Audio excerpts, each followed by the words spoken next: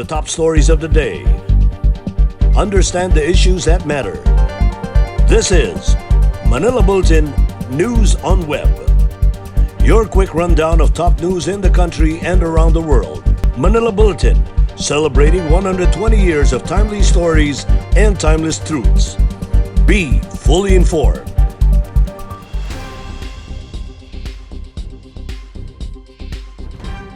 Hi, I'm Barbie Atienza. This is MB Now, and here are your news on web. President Rodrigo Duterte made his debut at the United Nations General Assembly. In his speech, the president vowed to protect human rights while slamming detractors who weaponize these rights to discredit his government. Our Malacanang senior correspondent, Jeneline Cabiling, has this report. Making his United Nations General Assembly debut, President Duterte has vowed to protect human rights while slamming detractors who weaponize these rights to discredit his government. The president also pushed for an open dialogue and constructive engagement with the UN on human rights, but called for respect for the principles of objectivity and non-interference. The protection of human rights was tackled by the president in his maiden address at the UN General Assembly in the wake of calls for an independent probe into the alleged abuses in his war on drugs. To move forward, open dialogue and constructive engagement with the United Nations is the key. But this must be done in full respect of the principles of objectivity, non-interference, non-selectivity, and genuine dialogue. These are the fundamental basis for productive international cooperation on human rights. Mr. President, terrorism looms large. As I said at the Aqaba process, the Philippines will do everything and partner with anyone who would sincerely desire to protect the innocent from terrorism in all its manifestations. The president said such detractors were passing themselves off as human rights advocates while pursuing their anti-government agenda. These detractors pass themselves off as human rights advocates while preying on the most vulnerable humans, even using children as soldiers or human shields in encounters. Even schools are not spared from their malevolence and anti-government propaganda. They hide their misdeeds under the blanket of human rights, but the blood oozes through. Duterte, however, said any engagement with the UN must be done in full respect of the principles of objectivity, non-interference, non-selectivity, and genuine dialogue.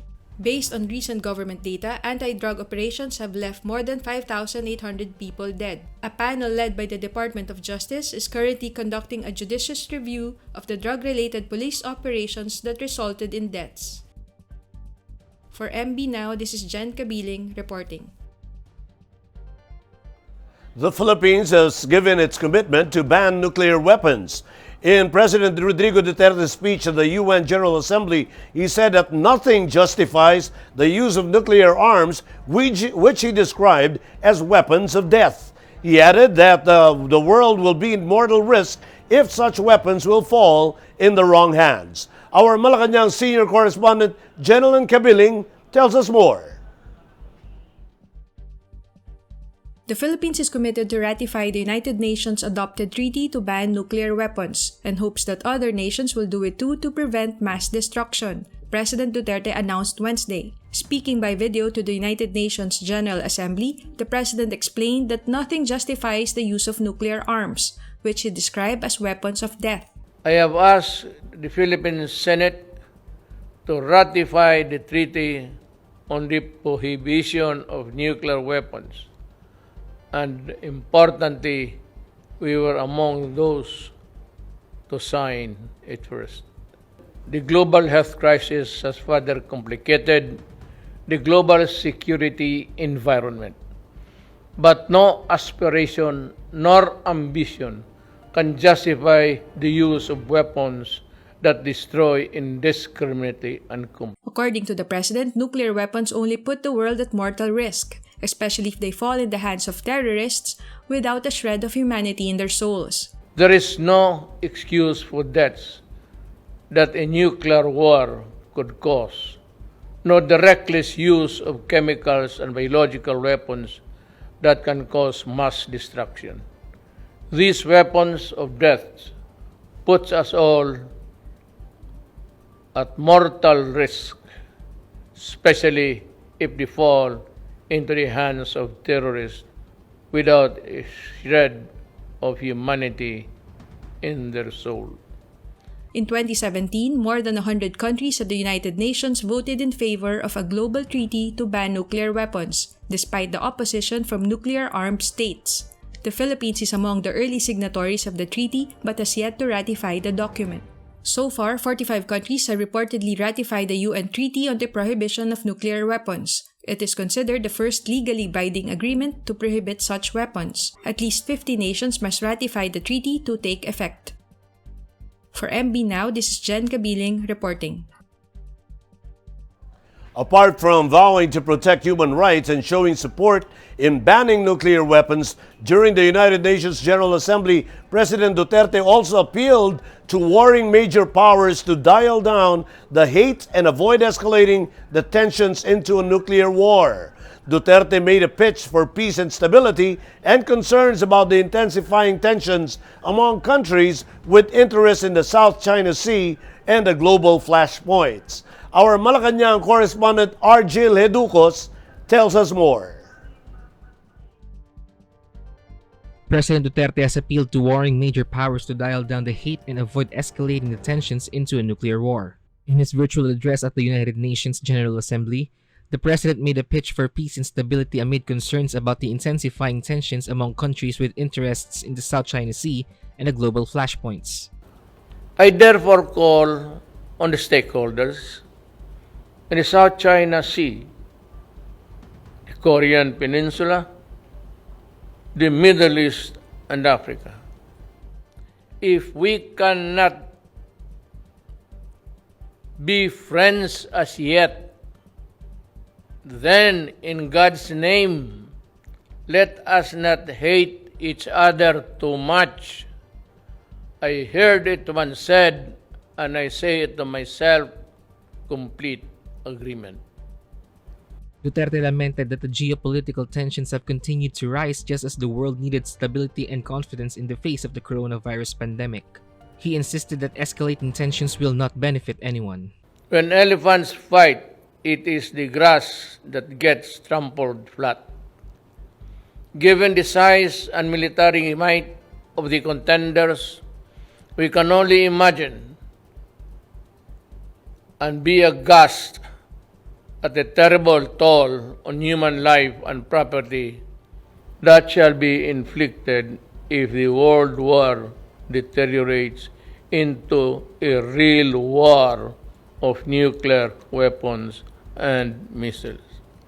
In a virtual regional summit in June, the president said the rivalry between the United States and China has escalated, but Southeast Asian nations must continue to engage with these two world powers in ways that benefit us.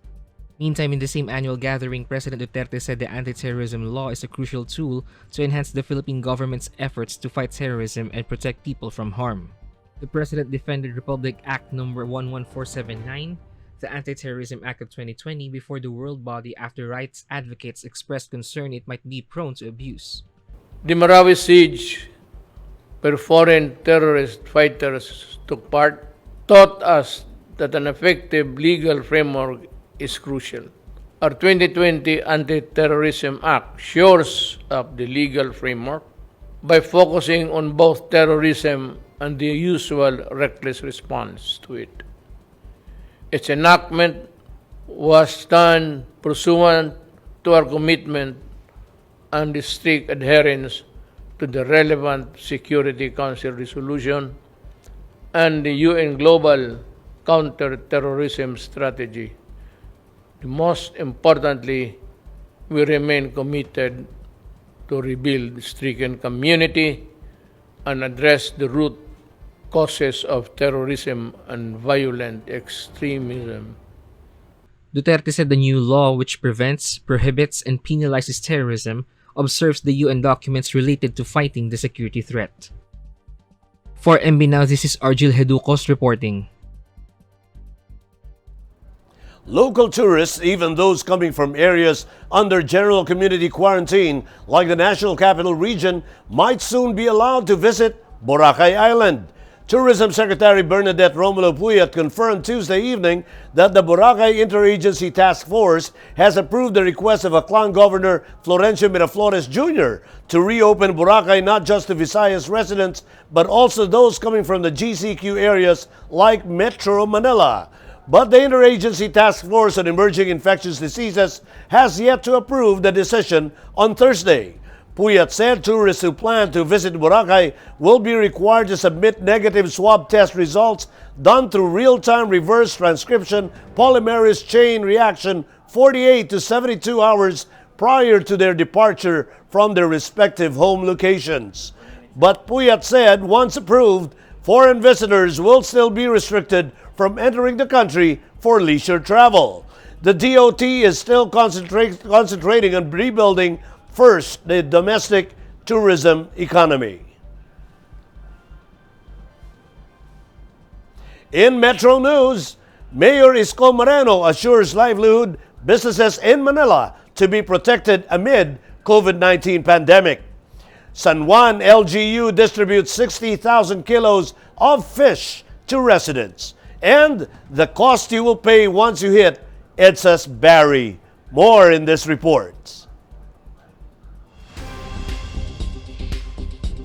Economic activity in the nation's capital will be protected by the local government of Manila despite the COVID-19 pandemic. Manila City Mayor Francisco Isko Moreno Dumagoso assured his constituents. The mayor made the remark before the officials of the 170 chapters of the Federation of Filipino-Chinese Chamber of Commerce and Industry as businesses in Manila continue to survive the severe impact of the pandemic. During a virtual meeting with the FFCCCII officials, Dumagoso emphasized the importance of adapting to the so-called new normal, which mandates strict compliance to the public health protocols against the coronavirus while going back to work safely. The mayor also told the Federation that he has assured his constituents that the city's high-impact projects will remain relentless even in the face of the pandemic, echoing his rallying call, Tuloy ang Gobyerno. The local chief executive also said that his administration continues to fulfill his campaign promises and platforms to uplift the nation's capital by revitalizing and rebuilding it as a vibrant and energetic city.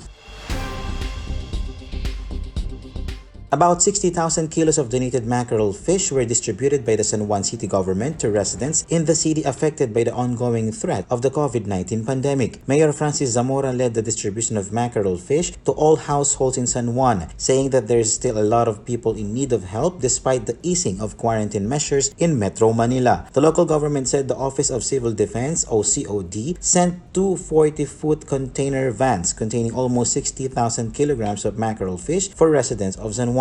The fish were repacked by the City Hall employees and distributed to all 21 barangays in San Juan. Barry has been the nickname assigned by netizens and some Metropolitan Manila Development Authority officials to pertain to the barriers of the new bus lanes on EDSA. But do you know how much you will pay once you hit Barry while traveling along EDSA? Assistant Secretary Celine Pialago, MMDA spokesperson, said a driver is required to pay 6,900 once they destroyed or damaged the concrete barriers and 5,000 pesos for the plastic barriers. For minimal damages such as scratches, the fine is 500 pesos. MMDA did this in order for Barry not to be the lame alibi of hard-headed drivers. Pilago has explained for countless occasions that barriers of new bus lanes are not the problem, but the responsible motorists who cannot own up their mistakes and shortcomings.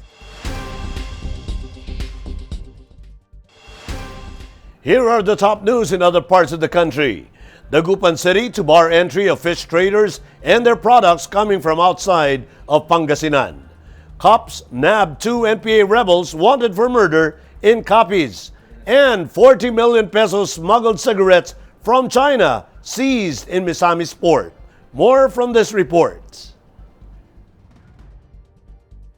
For 1 week starting September 28, suppliers of fish and other fish products from outside Pangasinan will not be allowed to enter Dagupan City. The city will be implementing the moratorium in compliance with the appeal of the Dagupan Fish Consignation and Ice Dealers Association to prevent transmission of the coronavirus from outside the province. The city has more than 80 active COVID-19 cases, and it has continued to increase due to the city's ongoing COVID-19 tests. Police were able to arrest 2 alleged New People's Army rebels wanted for murder in Capiz Province. The suspects were identified as Hernani de la Cruz Farillon, also known as Caracal, and Ireneo Farillon Graciadas alias Ka Darwin. The duo is facing 3 counts of murder charges since 2005. The police have been monitoring Farillon and Graciadas, who are identified as members of NPA's Central Front Committee in Panay Island. They operate in the mountainous barangays of Hamindan, Mambusao, and Tapas towns. 40 million pesos worth of cigarettes illegally imported from China were seized by the Bureau of Customs at the Mindanao Container Terminal in Tagoloan, Misamis Oriental last September 17. The said cargo had no import papers and other documents and was seized in violation of the National Tobacco Administration rules and the Customs Modernization and Tariff Act. Early this month, the Bureau of Customs led the destruction of 2,150 reams of cigarettes from China and other countries.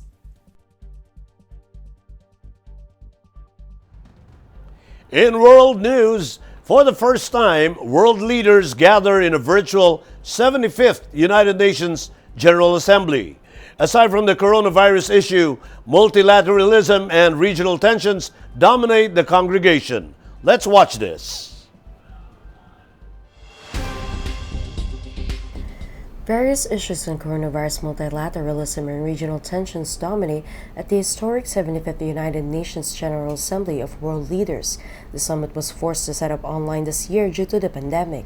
United States President Donald Trump lashed out at China over COVID-19. He even called the United Nations to hold China accountable for their actions. Trump also mentioned the groundbreaking peace deals between Israel and the United Arab Emirates and Bahrain are the dawn of the new Middle East. On the contrast, Chinese President Xi Jinping delivered his message on a calm tone, calling for enhanced cooperation over the pandemic. Xi said that China had no intention of fighting either a Cold War or a hot one with any other country. He also calls the nation to avoid the trap of clash of civilizations during the pandemic and vows that China will peak emissions in 2030 and go carbon neutral by 2060. UN Secretary General Antonio Guterres warned of the risk of rising tensions between the United States and China. He said that we must do everything to avoid a new Cold War, and our world cannot afford a future where the 2 largest economies split the globe in a great fracture. French President Emmanuel Macron said world leaders must not let themselves be dominated by a power struggle between the US and China. He tells the UN on Europe to take its full share of responsibility in building a new order. Meanwhile, President Vladimir Putin in a speech at the United Nations boasted of Russia's creation of the world's first coronavirus vaccine, while it has not yet completed large-scale clinical trials. Putin says that Russia is open to partnership with other countries over the first vaccine in the world, the Sputnik V. South Korean President Moon Jae-in calls on nations to uphold multilateralism efforts as the world faces major changes. According to him, nothing is more important than life and safety of humanity. He believes that the UN's idea of inclusive multilateralism will first be tested by whether it can distribute COVID-19 vaccines to all nations or not. India's Prime Minister Narendra Modi says the United Nations must consider reforms to its charter and the institution as a whole. Modi added that without comprehensive reforms, the UN faces a crisis of confidence. For today's interconnected world, we need a reform of multilateralism that reflects today's realities.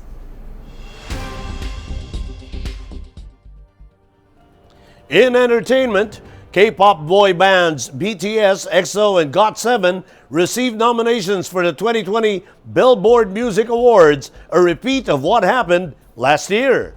BTS, EXO, and GOT7 are nominated again for the second straight year for the fan-voted Top Social Artist Award, along with Billie Eilish and Ariana Grande. This is BTS's 4th year to be nominated in the same category, while EXO and GOT7 gets their 2nd nomination. Nominees are selected based on key interactions with music fans, as well as album and digital song sales, radio airplay, streaming, touring, and social engagement tracked by Billboard and its data partners. The Billboard Music Awards will be held on October 14 at the Dolby Theater in Los Angeles and to be hosted again by Kelly Clarkson.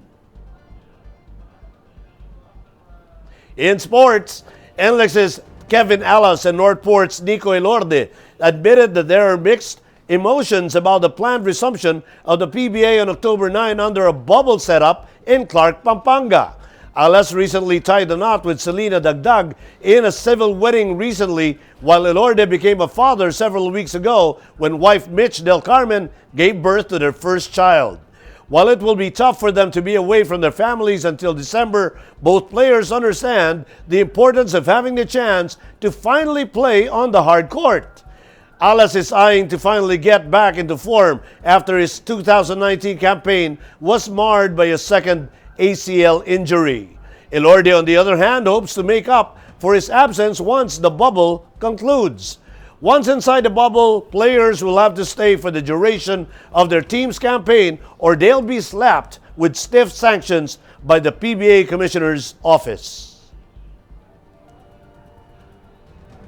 Games and Amusements Board Chairman Abraham Baham Mitra sees the boxing event in Cebu next month a historic one that can serve as a pattern for other local promoters. Hoping to get back on track after months of going on recess due to the coronavirus pandemic, Mitra said he is likely to watch the four-card fight live on October 7, presented by the Omega Boxing Promotions in a bubble at the International Pharmaceuticals Incorporated in Mandaue City. The event was originally set September 30, but Julius Irving Junco, the head trainer of the Omega Boxing Promotion, said the four-card event has been moved by a week as they still needed to complete their requirements. The event is under the supervision of GAB through the joint administrative order with the Philippine Sports Commission and the Department of Health that crafted the guidelines for the resumption of sports in the professional level. The four boxers of Omega set to see action are Mark Viselius, Peter Apolinar, Christian Araneta, and Carlo Bacaro. Viselius will go up against Jenuel Lacar from Baguio City in a 10-round light flyweight encounter, while Apolinar takes on Jetro Pabustan from Cagayan de Oro, also in a 10-round featherweight category. The other two fights are between Araneta and Richard Rosales from Bohol in the flyweight division, and Bacaro versus Jeffrey Stella from Cebu in the welterweight class. And in tech news, the social media giant Facebook has taken down accounts and pages that are allegedly connected to the Philippine military and the police. In a statement released by Facebook, they have removed 57 Facebook accounts, 31 pages, and 20 Instagram accounts that are part of a domestic network whom, based on their investigation, have links to Philippine military and Philippine police and have violated Facebook's policy against foreign or government interference. The operation of the said network appeared to have accelerated between 2019 and 2020 and posted about local news and events, including domestic politics, the military's activity against terrorism, and the anti-terror bill. Apart from this, a number of China-linked network of Facebook and Instagram accounts, pages, and groups with around 200,000 followers were taken down. They posted about global news and current events, including Beijing's interest in the South China Sea and content supporting President Duterte and Sara Duterte's potential candidacy in the 2022 presidential elections. Facebook is ramping up on its investigations about these networks in the region and expose their operations that attempt to influence users. And those are the news on web today, September 23, 2020. It's 93 days before Christmas.